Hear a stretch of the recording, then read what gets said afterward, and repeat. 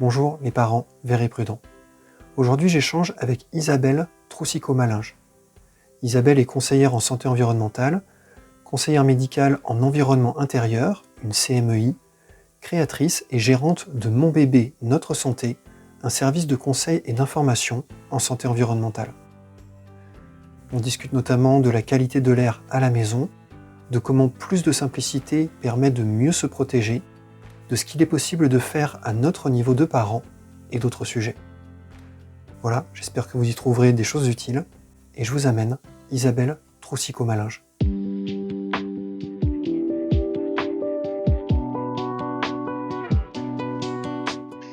Aujourd'hui, je suis avec Isabelle Troussicot-Malinge. Isabelle, merci de vous joindre à moi. Merci Guillaume pour l'invitation. Il y a quelques mois, j'ai assisté à un atelier de sensibilisation en santé environnementale, un atelier que vous avez animé. Et c'est ce qui m'a donné envie d'échanger avec vous, compte tenu des nombreuses bonnes pratiques utiles que vous avez transmises, et puis des réactions enthousiastes que j'ai pu voir chez les parents dans l'atelier. Alors avant qu'on débute, est-ce que vous souhaiteriez indiquer des liens d'intérêt au regard de la thématique santé environnementale, des liens que vous pensez importants que les personnes qui nous regardent aient en tête en nous écoutant échanger? Alors, pas de lien particulier, alors, pas de conflit d'intérêt, pas de lien particulier, si ce n'est avec les associations pour lesquelles je travaille, mais on va peut-être en parler juste après quand je vais me présenter. Donc non, rien de spécial à signaler. Oui, très bien. Pour commencer, effectivement, si vous voulez bien, je vous propose de présenter vos activités et les enjeux associés en santé environnementale. Bon, ici, ils vont être assez directement liés. Oui, alors effectivement, moi je travaille sur les liens entre santé et environnement depuis 10 ans maintenant, ça fait déjà 10 ans. En fait, je viens pas du tout du milieu médical ou du milieu de la périnatalité. Je viens du milieu de la communication. Mais finalement, je continue à faire de la communication puisque donc aujourd'hui, moi, je travaille pour mon propre compte. J'ai monté ma structure d'accompagnement en santé environnementale donc il y a 10 ans et je me suis formée avec notamment, pas que, mais quand même essentiellement avec une ONG environnementale qui s'appelle WECF. Alors WECF, c'est un acronyme qui veut dire Women Engage for a Common Future. Bref, dit comme ça, c'est un peu bizarre à comprendre, mais en gros, c'est Je me une mettrai sur l'écran. voilà, WECF, à ne pas confondre avec WWF qu'on apprécie beaucoup, mais on n'est pas les mêmes. Voilà, on ne fait pas tout à fait la même chose. Donc en fait, cette ONG environnementale qui a été créée il y a assez longtemps, puisqu'elle a été créée il y a plus de 20 ans, vraiment s'attache à faire de la sensibilisation et de l'information, notamment beaucoup auprès des jeunes et des futurs parents, aussi auprès des professionnels de la santé et de la petite enfance, pour justement expliquer quels sont ces liens entre santé et environnement, et notamment par rapport à la vulnérabilité des plus petits, nos bébés, nos jeunes enfants et des femmes enceintes. Donc moi, je me suis formée avec eux il y a 10 ans maintenant, à ces liens santé-environnement, autour quand même pas mal de la périnatalité. Et puis, j'ai mon propre conseil d'accompagnement pour plein d'autres publics, parce que je me suis très vite aperçue qu'il n'y a pas que les jeunes et les futurs parents que ces problématiques de santé, d'environnement et de pollution environnementale concernent. Donc, je travaille aussi avec des mairies, des mutuelles, enfin voilà, tous les publics qui souhaitent s'informer dans la joie et la bonne humeur quand même, sur tous ces polluants de notre environnement quotidien. Voilà, donc une activité assez intense quand même, toujours avec WECF depuis 10 ans. Je ne suis pas salariée, mais je fais quand même beaucoup de choses pour eux. On forme des professionnels de santé, de la petite enfance, etc.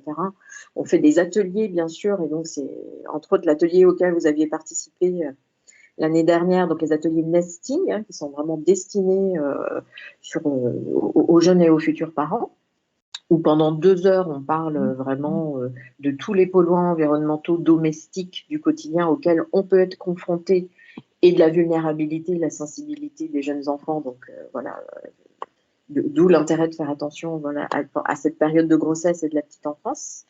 Donc ça, mes activités avec WCF. Et puis à côté, j'ai aussi d'autres activités. Alors, j'ai mon propre service d'accompagnement en santé environnementale, mais je suis aussi salariée, pour le coup, là, d'une autre association qui s'appelle l'APPA, l'Association pour la prévention de la pollution atmosphérique. Et là, pour le coup, je fais quelque chose d'un peu différent, mais très complémentaire avec ce que je faisais déjà avant.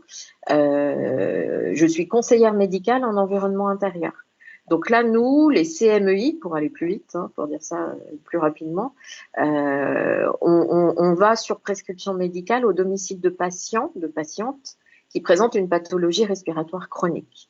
Donc en fait, l'idée, c'est vraiment d'observer leur environnement intérieur et de voir s'il y a des sources d'exposition qui peuvent être en lien avec leur pathologie respiratoire. Donc du coup, alors ça peut être des adultes comme des enfants, bien évidemment, et donc du coup, là, on travaille vraiment sur la qualité de l'air intérieur et les polluants de l'air dans l'environnement domestique. Donc ça rejoint tout à fait ce que je faisais déjà, mais ça complète vraiment, et ça m'a vraiment permis de monter en compétence sur ces sujets de qualité de l'air intérieur, polluants de l'air, visible ou invisible, dans la maison. Et donc voilà, ça complète tout à fait tout ce qu'on peut faire dans les ateliers ou évidemment tout ce qu'on peut dire dans les formations ou quelques formes que ce soit de sensibilisation et d'information. C'est un rôle très important, ce type d'acteur. Moi, j'avais découvert ça en lisant le deuxième plan national santé-environnement et il me semble que c'est encore pas suffisamment connu des gens et je pense que c'est d'autant plus utile que maintenant les médecins se déplacent de moins en moins au domicile et donc Ah bah, avoir des gens qui viennent ils se regarder ces déplacent. aspects, c'est très utile, quoi. Oui, tout à fait. Alors nous, c'est vrai que c'est beaucoup des spécialistes qui nous demandent d'intervenir. C'est beaucoup des allergologues et des pneumologues. Donc c'est clair que, un, bah, ils n'ont pas le temps. Deux, c'est pas leur métier d'aller voir les polluants de l'air intérieur et de les identifier et d'expliquer bah, pourquoi c'est pas bon pour la santé, pourquoi c'est mieux de les éviter et comment on peut faire pour les éviter du coup. Voilà, puis on a plein de casquettes parce qu'on peut aussi, notre rôle, c'est aussi d'accompagner les patients bah, quand ils sont dans des situations compliquées par rapport à leur logement. C'est aussi leur donner les bons conseils pour essayer bah, d'améliorer les choses. Donc on peut être source de relais aussi, on peut être relais pour les patients pour qu'ils puissent être en contact avec les bonnes personnes pour essayer d'améliorer les choses. Voilà, donc oui, c'est un métier qui n'est pas connu malheureusement. On n'est pas beaucoup sur le territoire français à faire ce métier, aussi parce que bah, on n'est pas rentré dans le système, dans le parcours de soins du patient, pas encore. Mais effectivement, on se rend compte qu'il y a de plus en plus de demandes. Bah, ça correspond aussi à toutes ces pathologies respiratoires chroniques qui augmentent, comme toutes les autres maladies chroniques, malheureusement, qui augmentent. Donc voilà, ces problèmes de qualité de l'air et de santé respiratoire, ouais, c'est vraiment un point saillant aussi de nos activités en santé et environnement, ça c'est sûr. J'ai le souvenir de oui, donc vos ateliers, donc vous intervenez à domicile à travers ce cadre des CMEI. J'imagine que vous intervenez aussi à domicile sur demande des personnes.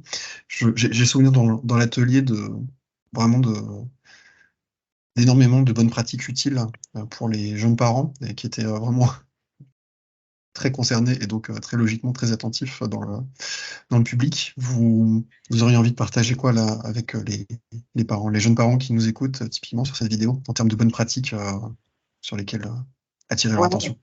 Bah, il y a plein de choses à partager. Ça, c'est sûr que les ateliers nesting, pour le coup, ça nous permet de balayer de manière très complète et transversale tout ce qu'on peut trouver dans la maison. D'ailleurs, 2 heures ne suffisent pas.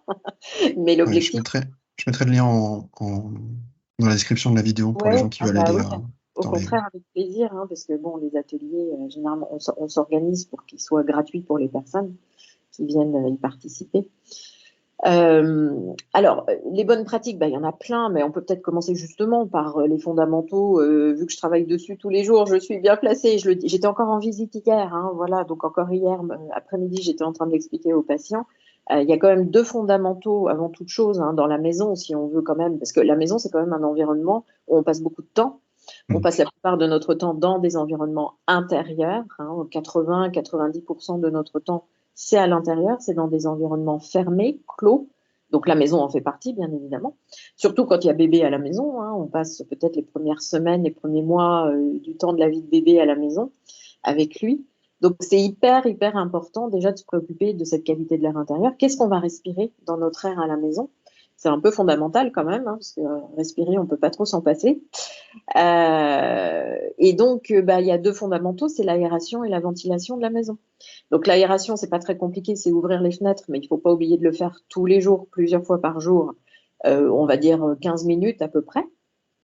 Et également, quand on a nos activités, on fait du ménage, on fait de la cuisine, on fait du bricolage. Donc là, on ouvre aussi les fenêtres pour chasser les polluants, l'humidité, etc. Et puis, bien vérifier, ça peut paraître anecdotique, mais ça ne l'est pas du tout, bien vérifier que si on en a un, le système de ventilation fonctionne correctement. C'est-à-dire, il faut un renouvellement d'air permanent dans la maison. Donc, J'ai le souvenir du test très, très symbolique que vous aviez montré. Oui, oui, c'est les bouches d'extraction d'air, c'est pas très compliqué à vérifier. On prend un sopalin, on colle le sopalin sur la bouche d'extraction d'air. Si ça tient, tant mieux. Si ça tient pas, c'est que ça marche pas. Voilà, mais souvent ça fait sourire les gens, sauf qu'en fait c'est hyper important et une pratique d'aération trop faible ou pas adaptée. Et ou un système de ventilation qui ne marche pas, ou qui est partiellement fonctionnel, ou qui ne marche pas, ou qui est absent, eh bien, voilà, c'est une qualité de l'air intérieur forcément qui n'est pas optimale, qui n'est pas bonne, et dans laquelle, dans cet air, eh ben, peuvent se concentrer beaucoup de polluants, peuvent s'accumuler beaucoup de polluants qui vont être problématiques, qui peuvent être problématiques pour les grands comme pour les petits, et surtout pour les petits. Puisqu'évidemment, les bébés, les jeunes enfants, ils n'ont pas du tout les capacités comme nous à éliminer, à gérer les polluants, que ce soit de l'alimentation, de l'air ou ce qu'on peut leur appliquer sur la peau. Ce sont les 3 voies d'exposition aux polluants: la voie digestive, la voie cutanée, la voie respiratoire. Donc, nos bébés et nos jeunes enfants, ils ne peuvent pas du tout gérer ça comme nous. Ils ont des systèmes immatures, des organes immatures, ils sont en construction, si on peut dire ça comme ça. Donc, d'où l'importance, dans cette période de petite enfance et aussi in utero, eh bien, d'être vigilant et d'essayer de les exposer le moins possible. Puisque donc, c'est quand ils seront grands qu'ils pourront gérer les choses comme nous. Mais dans la petite enfance, jusqu'à l'adolescence, c'est important de prêter attention à tous ces polluants de quotidien et notamment de l'air intérieur. Voilà, donc déjà, ça c'est pas mal. Et puis après, les bonnes pratiques, il y en a plein. C'est vrai qu'on travaille quand même beaucoup, beaucoup, beaucoup sur l'alimentation. Ça, c'est quand même un gros pôle qu'on est en train de développer, notamment avec WCF. On fait des ateliers thématiques, on fait les ateliers nesting, mais on fait aussi des ateliers thématiques qui s'appellent Ma maison, ma santé. Et là, on a développé très récemment des ateliers spécifiques sur l'alimentation, parce qu'au-delà des problèmes, enfin des questions environnementales, parce que ce qu'on met dans notre assiette, c'est pour se nourrir, mais pas que. Nos choix alimentaires, c'est aussi quasiment des choix politiques et des choix qui ont un fort impact sur l'environnement. Donc, en cette période de changement climatique, c'est important d'y prêter attention également. Et puis, l'alimentation, c'est un pilier de la santé, ça c'est clair. Voilà. Donc, dès tout petit, alors l'allaitement maternel reste bien évidemment la recommandation numéro 1 pour les bébés, si on peut, si on veut. Et puis après, quand bébé commence à manger, à diversifier son alimentation, c'est vrai que on essaie de faire passer les messages autour de fruits, légumes. Alors fruits, légumes frais de saison, locaux, ça c'est pour tout le monde et c'est peut-être pour un petit peu plus tard quand ils seront plus grands, mais au moins faire très attention à bien avoir une alimentation riche en végétal. D'ailleurs, c'est ce que les plans nationaux nutrition santé et tous les plans nutrition officiels convergent vers les mêmes recommandations, plus de végétal dans notre assiette. Et puis c'est vrai que nous, on essaie de sensibiliser sur le fait qu'il y a quand même beaucoup de résidus de pesticides qui restent encore dans notre assiette. Et que donc le bio est quand même à privilégier au maximum si on peut, si on veut, si on a accès à une alimentation où il y a le moins d'intrants chimiques dedans. Alors, labellisé bio ou pas labellisé d'ailleurs, parce qu'il y a des gens qui travaillent très bien et qui n'ont pas de label. Voilà, c'est comme ça, parce que le circuit du label, c'est quand même, ça peut être contraignant. Il faut s'engager, il faut payer aussi ce circuit de labellisation. Donc tout le monde ne veut pas ou ne peut pas s'engager sur un label, ce qui est tout à fait compréhensible. Mais du coup, essayez au moins de trouver des producteurs qui n'en rajoutent pas trop en termes de produits chimiques sur leurs fruits, leurs légumes, pour avoir le moins de résidus dans l'assiette possible. Et notamment pour les petits, bien sûr, quand on fait les purées, les compotes, essayez d'avoir des fruits, des légumes frais, et en évitant au maximum les produits chimiques dedans, clairement.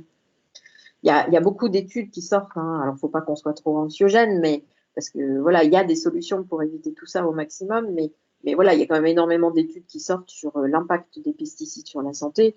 Voilà, ce n'est plus à démontrer, clairement. Hein, Oui, je crois que voilà. même au niveau des agences, le Conseil de la santé publique, donc je le dis de mémoire, je remettrai le lien et je vérifierai, mais effectivement, dans une logique de prudence, ça invite à une alimentation avec le moins de résidus de pesticides possible. Oui, ouais, tout à fait. Bon, c'est vrai qu'il y a des sujets un peu qui crispent. Hein. On parle beaucoup du glyphosate, Mhm. mais que lui, je veux dire, des pesticides, il y a des milliers de substances chimiques qui sont encore utilisées, des molécules actives qui sont utilisées. Certaines d'entre elles sont soupçonnées d'être des perturbateurs endocriniens. Et puis après, il y a toutes les problématiques par rapport à des cancers, à des leucémies. Enfin, voilà, on est quand même sur des choses pas anecdotiques du tout. Voilà, ça n'enlève pas nos messages les pesticides ne doivent pas nous détourner du message légumes, fruits, frais au maximum, hein, malgré cette présence de résidus de pesticides dans les produits, malgré tout. Hein, mais c'est vrai que c'est une problématique de santé forte, hein, les pesticides qui d'ailleurs aussi contamine tout l'environnement. Hein. On est aussi sur une problématique à la fois sanitaire et environnementale, clairement. Hein. L'eau, la terre, on sait très bien qu'il y a plein de pesticides très persistants qui vont rester dans l'environnement pendant très longtemps. Mais Dans en tout nos cas, corps et dans nos poussières de maison. D'ailleurs, mais ça me faisait oui, penser ça me faisait exactement. penser à un deuxième basique, vous parliez de l'aération et de la ventilation. Bon, il y a un peu le pendant sur l'air intérieur et puis dans les poussières domestiques, c'est de faire le ménage régulièrement pour diminuer la présence de poussière et surtout avec je me souviens que vous aviez insisté sur ça, notamment pour les jeunes enfants qui se baladent pas mal au sol, quoi. C'est ça pour les petits. Alors c'est vrai que pareil, ça peut faire sourire quand on commence à parler de la poussière, mais c'est pas du tout anecdotique. La poussière, c'est un réservoir de tout ce qui va se trouver dans l'air à un moment donné qui va retomber. Alors beaucoup de choses peuvent, pas tout, mais il y a quand même des molécules assez lourdes qui vont retomber au sol, dont des plastifiants. Hein, voilà, on va se retrouver notamment avec la problématique de certains plastifiants qui sont des perturbateurs endocriniens dans la poussière, on va retrouver les allergènes, les moisissures, les particules, les fibres de plastique, de vêtements, certaines molécules chimiques et donc certains plastifiants. Et donc, effectivement, les bébés, les jeunes enfants qui vont être au sol, plus près du sol, qui font du quatre pattes, qui font du main-bouche, voilà, il y a inhalation et ingestion de ces poussières. Et donc, dans ces poussières, il peut y avoir plein de choses extrêmement problématiques quand même pour la santé. Donc oui, dépoussiérer sans remettre en suspension les poussières dans l'air, donc dépoussiérer avec des chiffons microfibres, des choses un petit peu humidifiées pour que la poussière vienne se coller dessus et ne puisse pas voler et se remettre dans l'air et qu'on la re-respire. Voilà, c'est des petites choses du quotidien. On peut faire les deux en Mais même temps? On peut humidifier un chiffon microfibre? Je vois, j'ai un doute quand je le fais. Ouais, ok. ouais, alors, les microfibres soit secs, soit légèrement humidifiés. Il ne faut pas trop les tremper parce que sinon ils perdent leur Ok. efficacité. En fait, les microfibres, ils attrapent la poussière et les salissures au lieu de les remettre dans l'air. Donc légèrement humidifié ou sec, ça marche très très bien. Et vraiment, nous, c'est ce qu'on recommande à nos patients. Hein, voilà. Hier, j'étais chez un monsieur, il me disait qu'il balayait à sec, balai sec. Alors je disais, à ce moment-là, le balai, ok, mais vous humidifiez un petit peu les poils du balai pour que la poussière puisse se coller dessus. Voilà, mais c'est vrai qu'on recommande un bon aspirateur avec un bon filtre et des microfibres. Ouais. Voilà, donc aération, ventilation, poussière, effectivement, c'est quand même des recommandations de base. L'alimentation, donc aller plus sur du bio, c'est quand même ce qu'on essaie d'expliquer. Hein. Et puis, on a le sujet du plastique, bien évidemment, quand on parle alimentation, contenant alimentaire. Voilà, donc aujourd'hui, on a bien compris que le plastique, c'est aussi une problématique sanitaire et environnementale forte. Et c'est vrai qu'en contact alimentaire, on réexplique bien à tous nos parents, jeunes papas, jeunes mamans, futurs parents, que le biberon de bébé en plastique au micro-ondes, c'est plutôt à éviter.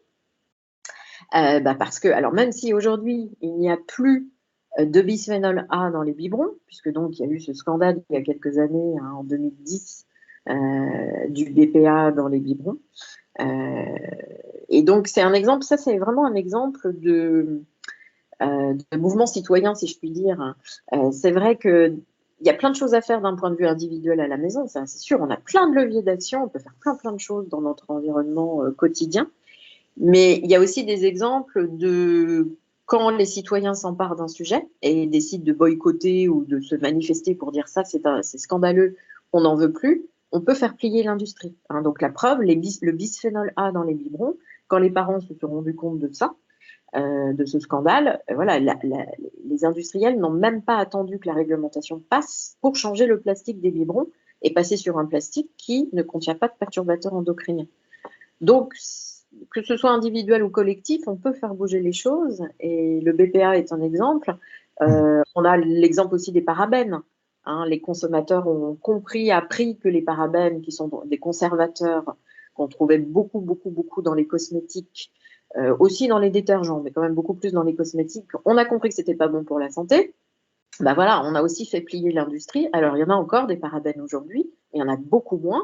Et quand même, il y a énormément de produits aujourd'hui sans parabènes. Donc, ça prouve bien que quand on s'empare d'un sujet et que les citoyens se manifestent et disent ça, on n'en veut plus, on ne veut plus qu'on nous empoisonne avec ça, les industriels plient. Donc, comme quoi, c'est possible. Et changent leur méthode, leur pratique.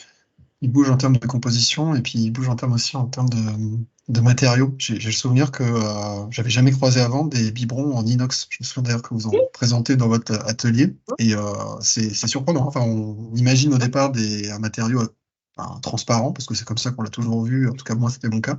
Et c'est un autre avantage des ateliers, je trouve, c'est venir voir les objets du quotidien que vous apportez, donc les contre-exemples et les exemples vertueux. Et typiquement, j'avais trouvé que oui, ça m'avait fait toucher du doigt très concrètement la réalité de ça, et puis c'était plus facilement transférable à la maison, je trouvais. Alors, le biberon en inox, c'était vraiment un symbole chez moi de ça.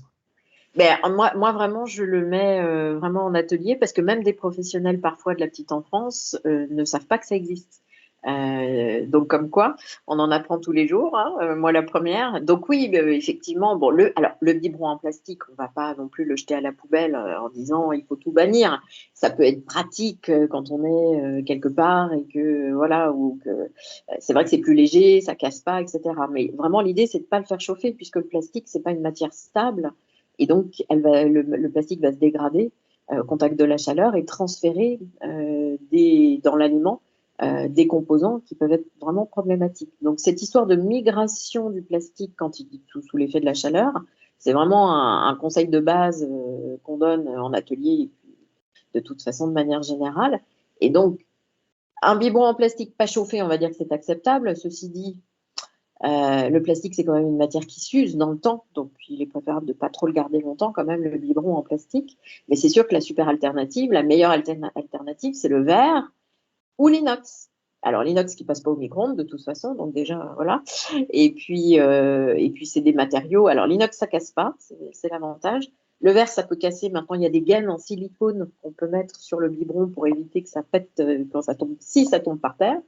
Encore une découverte pour moi à l'atelier, quoi. Là, pour le coup, j'avais jamais vu ce truc-là. Super, Ouais. super pratique. J'en offre autour de moi. Ah bah bravo. Non mais c'est vrai que c'est pratique, ça permet quand même de sécuriser le biberon, c'est sûr. Et voilà, l'idée c'est de retourner vers des matériaux stables et inertes, même sous l'effet de la chaleur.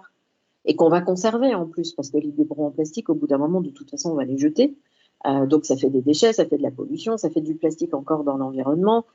C'est problématique le plastique, voilà. Et c'est pareil, donc là je parle des biberons, mais quand on fait réchauffer un plat au micro-ondes, voilà. Et vraiment éviter le plastique sous l'effet, avec de la chaleur, et retourner sur des matériaux qui ne bougent pas. C'est valable aussi en cuisine, hein, bien sûr. On réoriente les personnes vers du bois, du fer, du verre, de l'inox, de la fonte, de la porcelaine, mais éviter tous ces matériaux qui contiennent des substances chimiques. Hein. On parle beaucoup des PFAS depuis ces perfluorés, hein, on en parle beaucoup là depuis quelques temps, à tel point que le gouvernement s'en est aussi emparé, et tant mieux.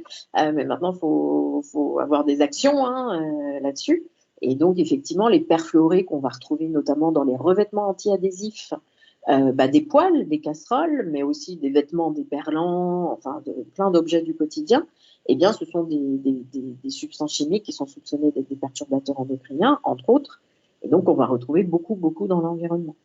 Donc, à éviter, hein, si on peut éviter les poêles, les casseroles avec ce revêtement anti-adhésif très pratique, je ne dis pas le contraire, mais qui contiennent ces perfluorés, c'est quand même mieux d'éviter. Donc revenir sur du basique, du fer, de la fonte, de l'inox, des choses qui ne vont pas relarguer et qu'on va conserver aussi dans le temps. C'est important aussi d'avoir des matériaux qui se gardent.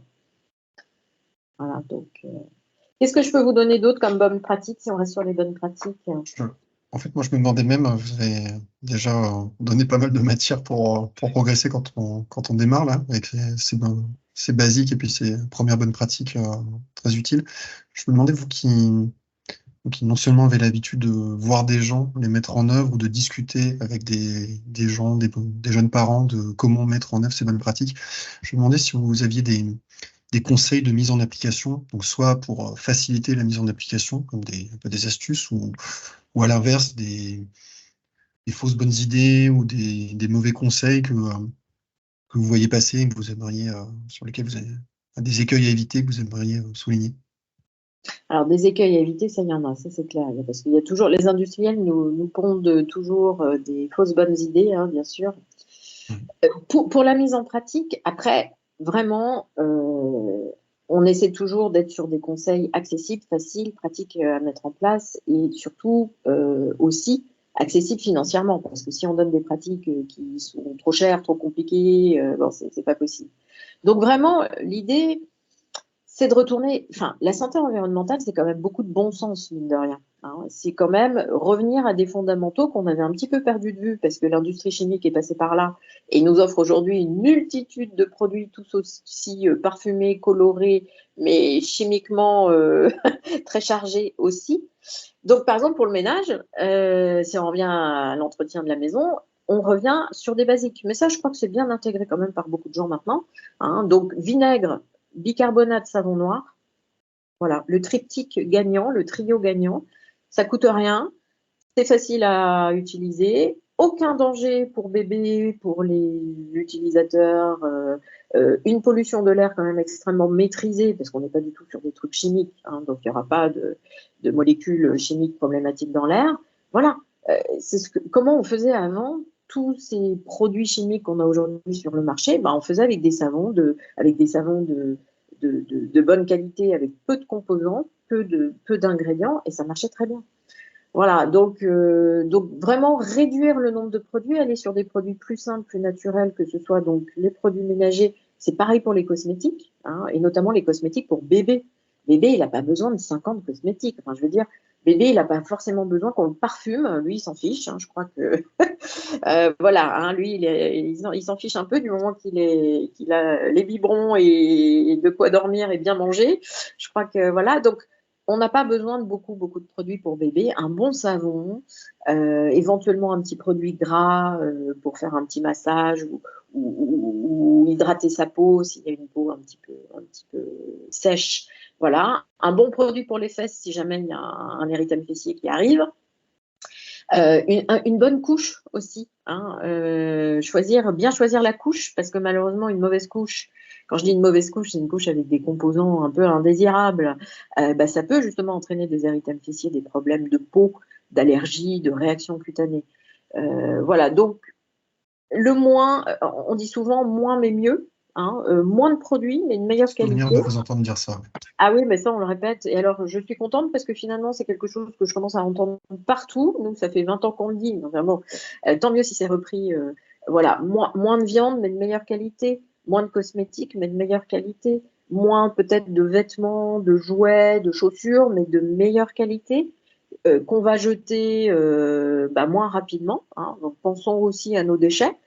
Qu'on va garder plus longtemps, qui vont nous permettre d'utiliser le produit plus longtemps et qui sont peut-être un peu plus chers à l'achat, mais voilà, qu'on va, comme je disais avec les poils avec les revêtements anti-adhésifs, au bout d'un moment, le revêtement anti-adhésif, il est abîmé, donc il faut jeter de toute façon.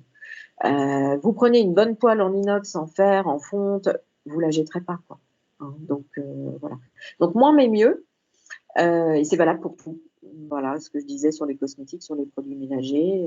Voilà. Bon, les couches, malheureusement, ça se jette. Ça, c'est comme ça. Sauf si on passe aux couches lavables, qui est aussi, pourquoi pas, une solution, bien sûr. Donc, oui. Voilà, revenir sur des choses plus simples, plus naturelles, plus basiques. Réduire son nombre de produits, parce qu'on n'a pas besoin de 50 produits au quotidien forcément. Un guide d'achat aussi qui peut vraiment éclairer quand on est un petit peu perdu dans la jungle des produits, c'est les labels. Alors, on n'est pas obligé de suivre que les labels, mais quand même. Moi, je trouve que ce sont des indicateurs intéressants qui nous permettent d'aller sur des produits, que ce soit l'alimentation, les cosmétiques, les produits ménagers, d'aller sur des produits moins chargés en termes de composition chimique. Donc, c'est quand même intéressant, notamment sur les cosmétiques où on peut quand même être très vite perdu dans le nombre de produits qui existent. Les labels nous évitent les pires substances chimiques aujourd'hui identifiées sur le marché, y compris les perturbateurs endocriniens. Donc ça vaut quand même le coup, si on ne sait pas trop quoi prendre, si on est un petit peu perdu, de se dire, tiens, je vais regarder un label et voilà, a priori, je suis tranquille quand même sur la composition avec un label. Je me souviens, vous aviez fait une démonstration d'ailleurs en disant que c'était qu'on trouvait des labels dans toutes les gammes de prix. Et je me souviens que vous aviez ramené des objets avec des démonstrations de choses très abordables et labellisées, quoi. Exactement. Donc pas croire que Exactement, ça. parce que pendant longtemps, je pense que le label a été perçu par le grand public, à juste titre, je pense d'ailleurs, comme des produits chers, qui n'étaient pas réservés à tout le monde. Et ben, comme tout le reste, tout ça s'est démocratisé au fil de l'eau, au fil des années. Et aujourd'hui, on a des labels, on a déjà des produits labellisés partout, c'est-à-dire on n'est plus obligé d'aller dans un magasin bio pour avoir des produits labellisés. En grande surface, en magasin hard disc, enfin, comme on disait avant, les hard discounters, hein, les Lidl, sans vouloir les citer, mais Leader Price, Lidl, etc. Mais aujourd'hui, eux aussi ont des produits labellisés. Voilà. Donc c'est très bien. Et donc aujourd'hui, oui, on a des très très bons produits en grande surface ou ailleurs qui sont très bien en termes de composition et qui sont à des prix tout à fait abordables, effectivement. Donc il ne faut pas se dire le bio, c'est réservé qu'à une élite, qu'à des sous, qui voilà. Non. Aujourd'hui, heureusement, on a des produits en bio qui sont de très bonne composition et à tous les prix. Évidemment, on peut aller chercher des prix très chers, mais on trouve des crèmes bio aujourd'hui. Moi, j'en ai trouvé chez Lidl à 2 euros. Donc, c'est quand même intéressant d'aller regarder ces produits de plus près. Les cosmétiques, je crois que vous disiez au début de l'échange que bon, les bonnes pratiques dont on parle, elles sont particulièrement essentielles pour les enfants et en particulier les jeunes enfants du fait de leur corps immature en construction. Et que finalement, c'est quand même des choses, parce qu'on parle souvent de fenêtres de vulnérabilité ou de fenêtres d'exposition, et que en fait, on se rend compte à l'usage et puis au fur et à mesure que la science progresse que c'est des enjeux qui sont partagés par beaucoup de gens dans la population générale, au-delà des enfants. Et même en prenant le concept de fenêtre de vulnérabilité, vous parliez d'adolescence tout à l'heure, on sait que c'est aussi des fenêtres importantes. Et j'entendais je lisais un article où il y avait une interview de Robert Barouki où il disait qu'on commençait à découvrir des fenêtres de sensibilité dans d'autres âges, par exemple pour les personnes âgées. Enfin, on sent que ça, au fur et à mesure, les fenêtres, ça va bientôt recouvrir pas mal de la période de la vie. Ouais. Exactement. Bah, en fait, on est en train de s'apercevoir. Alors, Robert Barouki, il travaille beaucoup sur la notion d'exposome, hein, voilà, qui aujourd'hui est intégrée dans les politiques de santé publique. Et heureusement, en fait, on a découvert il y a quelques années, il n'y a pas si longtemps que ça, que nous ne sommes pas exposés aux polluants de l'environnement à notre naissance, mais nous y sommes exposés dès notre conception. Donc, ça veut dire que les 9 mois de grossesse, les 9 mois in utero, sont déjà déterminants sur ce qui va se passer plus tard. Alors, tout n'est pas irréversible, hein, heureusement d'ailleurs, mais quand même. Donc, depuis notre conception jusqu'à la fin de notre vie, nous avons une multitude d'expositions à plein de choses, mais l'exposome, c'est aussi notre condition de vie sociale, nos interactions sociales, notre niveau de vie au quotidien. Ce sont tous les polluants chimiques auxquels on va être exposé, chimiques, biologiques, etc. Mais c'est aussi du stress. Enfin, voilà, tout ce qui va. Le changement climatique fait partie de l'exposome, puisque donc le changement climatique induit des nouvelles choses, hein, les sécheresses, les périodes de pluie, la canicule, les moustiques qui véhiculent des nouvelles maladies. Bon, voilà. Tout ça, on est en train de voir que. On est bien en train de se rendre compte qu'il y a plein de choses qui changent dans notre environnement. Et donc, notre exposome est aussi en train de changer, puisque nous sommes soumis à plein de nouveaux facteurs.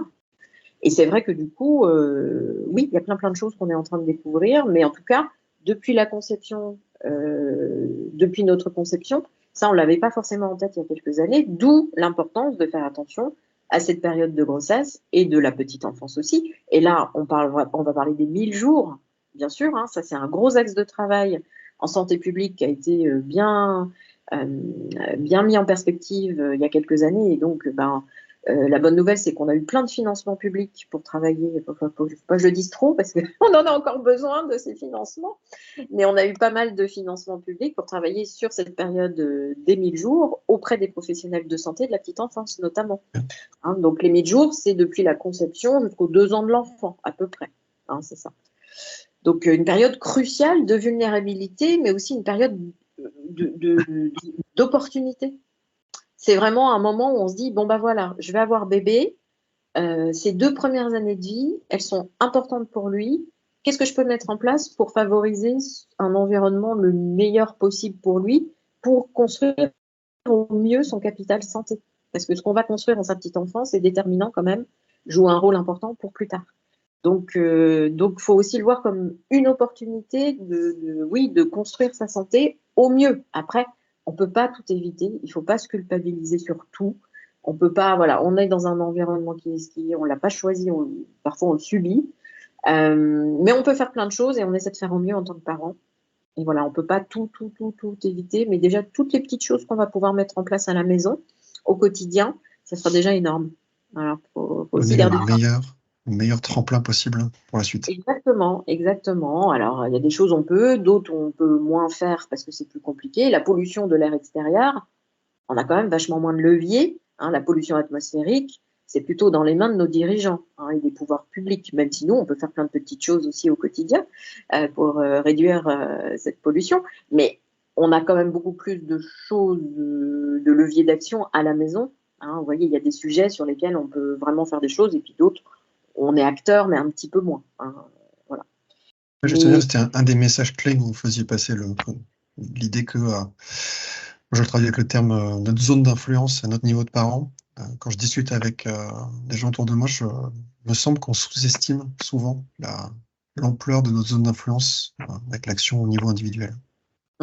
alors qu'en fait, si, on peut faire énormément de choses, bien sûr que si. Il y a des alternatives à peu près pour tout. Hein. Bon, il y a des sujets un petit peu plus compliqués parfois, mais on a toujours des moyens d'action pour se protéger, pour réduire nos expositions, voire pour complètement enlever certaines expositions. Voilà, moi quand je travaille sur la qualité de l'air intérieur, les patients se rendent très très vite compte que c'est pas la lune et qu'on peut très vite corriger plein de choses qui peuvent vraiment changer pour le coup leur état de santé. Oui, puis Donc il y a ça, des choses qui se croisent en plus. Je me rappelle, vous parliez de l'aération comme pratique de base au départ. Moi, je fais des évaluations de risque sur différents produits de consommation courante, comme produits ménagers, des bougies, des encens. Et sur les aspects chroniques, on voyait que le simple fait d'avoir des pratiques d'aération conformes aux recommandations ouais, officielles là, de CITIE, ça permettait de réduire les risques chroniques en dessous des valeurs repères visuelles, quoi. ah oui, Évidemment, oui. ça résolvait pas le problème de l'exposition à court terme. Si vous mettez le nez au-dessus d'un bâton d'encens, on passera les valeurs repères. Mais rien que sur les aspects chroniques, il y a déjà les bonnes pratiques s'entrecroisent et se nourrissent les unes les autres. Ouais, complètement. Et en fait, ce qu'on évoque aussi dans les ateliers, mais voilà, c'est qu'en fait, les facteurs vertueux, effectivement, qui se cumulent, c'est pas si compliqué que ça. Et en fait, faire un truc positif, c'est bien de l'associer à d'autres choses qui vont vraiment faire, comme un cercle vertueux sur plein de choses qui vont effectivement se compléter, s'entrecroiser. Moi, je dis souvent, tout est lié. Et c'est vrai, tout est lié. Et à partir du moment où on fait un truc bien en faveur de notre santé, il y a plein d'autres choses qui vont se greffer dessus et qui vont entraîner un effet ultra positif. Bon, c'est valable aussi pour les effets ultra négatifs. Donc, il faut faire attention dans l'autre sens. Mais justement, pour contrer un truc négatif, si on met en place des choses positives derrière, et voilà, on peut vraiment corriger plein de choses. Et je ne l'ai pas dit, et c'est vachement important, nous, on travaille avec le principe de précaution. Voilà, le principe de précaution, c'est j'ai un doute sur un produit, sur un truc, là, je ne suis pas sûre, on n'a pas prouvé que c'était sans danger. Si j'ai une alternative à côté, où là, je sais que je ne prends pas de risque, pourquoi m'en priver? Si ça me convient. Bon, après, tout ne peut peut-être pas convenir, mais voilà, très concrètement, quand je vous dis bicarbonate, savon noir, vinaigre pour le ménage, Bon, là, on peut y aller en confiance. Alors, sauf à avaler le litre de vinaigre ou manipuler 1 kilo de bicarbonate parce que c'est du sel et que ça peut irriter les mains. Bon, voilà. Mais je veux dire, utiliser correctement, il n'y a aucun risque, il n'y a aucun danger, risque sur ces produits-là. Plutôt que d'aller acheter des produits chimiques où on sait très bien que ça va faire une pollution de l'air, ça va irriter les bronches, ça peut faire un contact cutané problématique.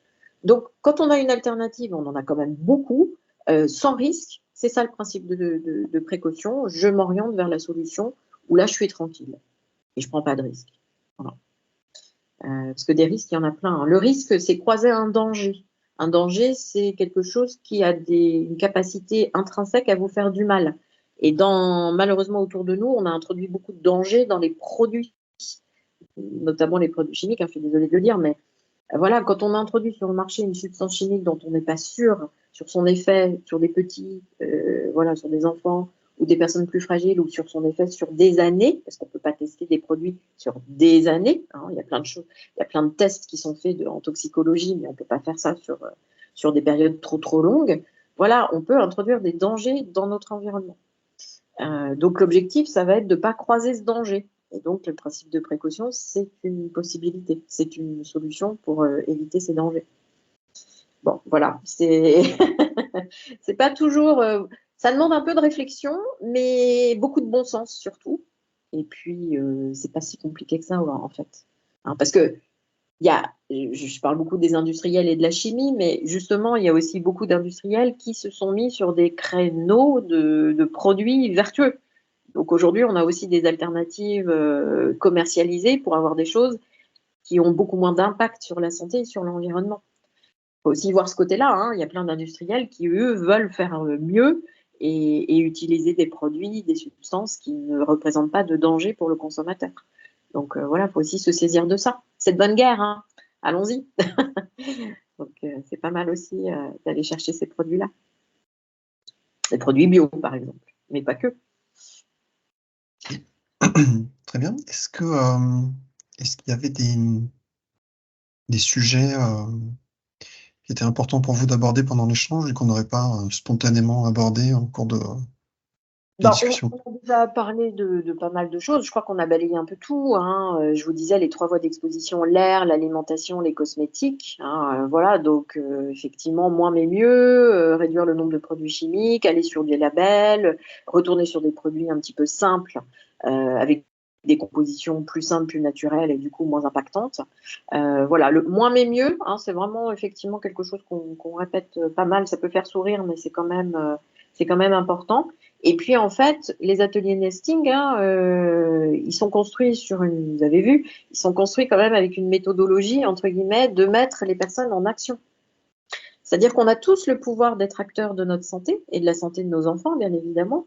Donc à partir du moment où on commence à faire des choses, à mettre en place des choses, notamment à la maison, eh ben le niveau de stress, parce que enfin, on va quand même pas se mentir, le contexte est quand même difficile en ce moment. On a le changement climatique, puis on a plein d'autres événements qui sont quand même assez anxiogènes. Hein. Donc se mettre en action, se dire, bah, moi, à mon niveau, je vais pas arrêter les guerres et je vais pas arrêter le changement climatique à moi tout seul, hein, ça c'est sûr. Mais moi, à mon niveau, pour nous, pour ma famille, pour mes enfants, pour mon entourage, déjà, je peux faire ça, ça, ça. Donner des conseils, mettre en place des choses à la maison, dans mon quotidien, dans mon alimentation, pour la planète, les déchets, etc., eh bien, ça nous apaise et ça nous permet voilà, de faire redescendre un éventuel stress ou voilà, une anxiété qui est tout à fait légitime et tout à fait normale dans ce contexte. Mais ça fait descendre le stress de se mettre en action. Hein. Vraiment, ça nous apaise et ça nous permet de nous dire qu'on peut faire plein de choses et que c'est pas impossible. Voilà, donc je crois que ça c'est important de bien se mettre ça comme objectif, se dire on peut pas tout régler, mais nous à notre niveau on peut déjà faire plein de choses et c'est déjà énorme. Et c'est toujours ça en moins. Quoi. Voilà. J'enchaîne un peu brutalement, mais je voulais vous montrer ce livre. Oui. Voilà, je sais pas si vous le connaissez, Le Printemps silencieux. Oui, je vais l'afficher à l'écran. Ouais. Ouais. Voilà, j'en parle parce que c'est quand même. Alors moi, je parle beaucoup de l'alimentation et donc ça m'amène à parler des pesticides. Et en fait, je parle beaucoup à mes stagiaires, à mes élèves, aux personnes que je croise dans les ateliers parfois aussi, voilà, je peux être amenée à parler. Des fois, on me demande un livre à lire, une référence. Et ben, je parle beaucoup de ce livre, Le Printemps silencieux, qui a été écrit en 1962 par Rachel Carson, qui était une biologiste américaine, qui est un peu considérée, enfin, qui est aujourd'hui considérée comme la mère de l'écologie, hein, parce que ça a été une des premières scientifiques aux États-Unis à dénoncer l'impact des pesticides sur la santé des écosystèmes, de la faune, de la flore, et évidemment, en répercussion, sur la santé des êtres humains. Et donc, ça a été une des premières à parler de tout ça, qui a osé défier l'industrie chimique à l'époque, toute puissante, sûrement encore plus puissante qu'aujourd'hui à l'époque. Et donc, ces travaux scientifiques ont quand même permis l'interdiction de plusieurs insecticides, enfin pesticides, dont le DDT, qui était donc un insecticide qui était très, très, très utilisé, mais très toxique pour l'environnement et puis aussi pour nous. Voilà, donc s'il y a un livre à lire parmi plein d'autres, hein, parce qu'aujourd'hui, il y a plein de ressources qu'on peut lire, mais c'est vrai que celui-là, il est facile à lire. Elle l'a écrit comme un roman pour que ce soit justement facile à lire pour tout le monde. Mais ça montre bien tous ces travaux de recherche sur les pesticides.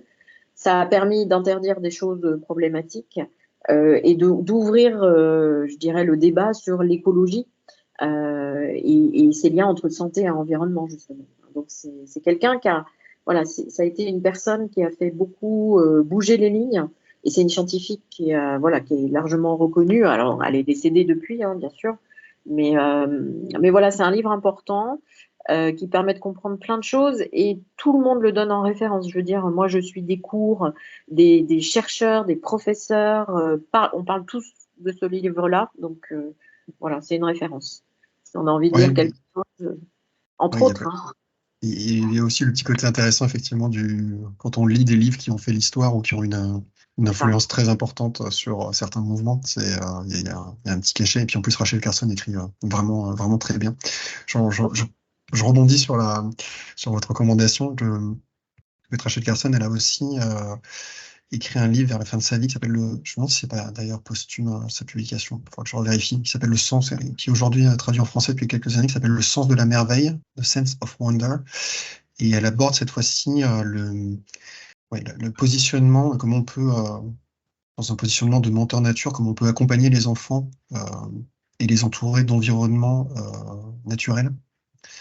Et donc elle aborde c'est écrit avec énormément de poésie, c'est extrêmement agréable à lire, trop court. J'aurais bien voulu qu'elle fasse au moins 2 fois.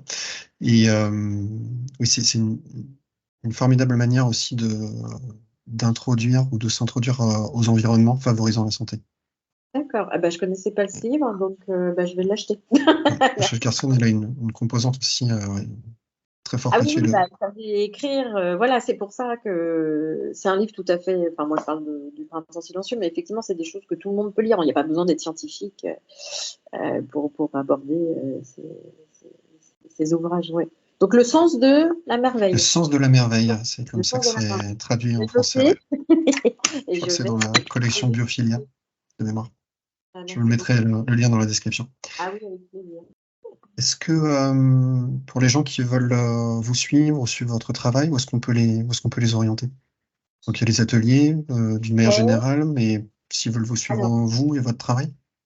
mon site web est actuellement en refonte parce que voilà, je l'avais créé il y a 10 ans, donc je me suis dit qu'il faudrait peut-être lui donner un petit coup de rafraîchissement. Donc pour l'instant, mon site web est pas enfin, est fermé, on va dire.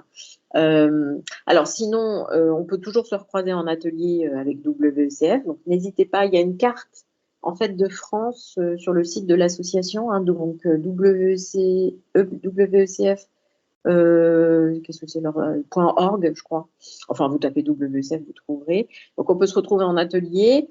Et puis après, bah, s'il y a voilà une demande, quelque chose de particulier, vous pouvez toujours m'écrire. Hein, on peut donner mon mail. Hein, donc, c'est Très bien. contact@monbébénotresanté.fr. Voilà, c'est vrai qu'il y a plein de façons différentes de faire passer des messages en santé et environnement. On peut faire aussi bien des formations, des ateliers que des cours ou bien des stands. Moi, j'interviens régulièrement pour des mairies quand ils font une fête du développement durable, une fête de l'écologie, une semaine dédiée à l'environnement. Eh ben, on peut tout à fait organiser des actions dans ce cadre-là. Donc ça peut être des ateliers, ça peut aussi être des stands d'information. Donc on peut se recroiser. Moi, je travaille en région parisienne, pas que, mais quand même beaucoup en Île-de-France parce que c'est là que je réside. Et donc on peut se recroiser effectivement dans plein d'événements, des conférences aussi. Des mairies me demandent des conférences, voilà, qui sont ouvertes du coup à tout le monde, bien sûr. Au contraire, plus on a de monde qui vient s'informer, mieux c'est. Voilà, donc on peut se retrouver plein de formats différents. Je mettrai les liens associés en description. Isabelle, merci beaucoup pour les informations intéressantes, pour les bonnes pratiques très utiles pour les parents qui vont nous regarder. Et puis, au plaisir de vous recroiser en vrai, oui, l'occasion. On se reverra sûrement. Ça marche. Au revoir. Merci Guillaume. Au revoir.